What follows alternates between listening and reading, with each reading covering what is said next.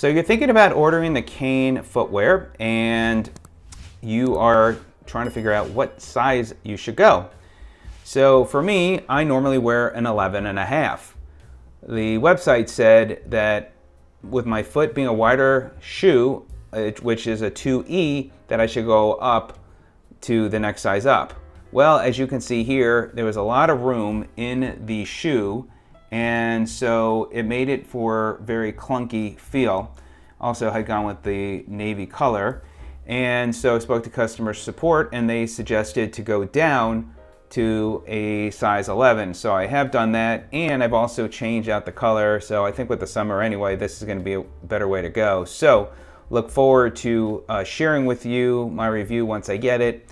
Being a 2E, I did find initially in the toe box, being larger, that there was enough room, but we'll see how 11 works out. So I wanted to put this video out. If you are a half a size, then I might suggest going down versus going up.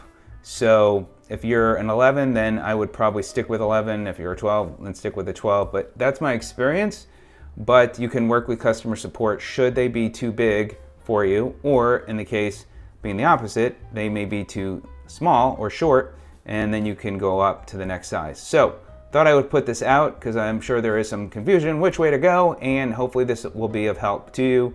I will put my referral link in the description as well as in the comment section, so you could check it out and see the colors that are available. The shoes are selling very quick as far as different colors, so get them while you can. The shoe is just simply very popular, and that's a great thing, and there's a lot of demand for them. So stay tuned for my review, but wanted to put this quick video out on the Kane recovery footwear, and have a great day. We'll see you on the next one.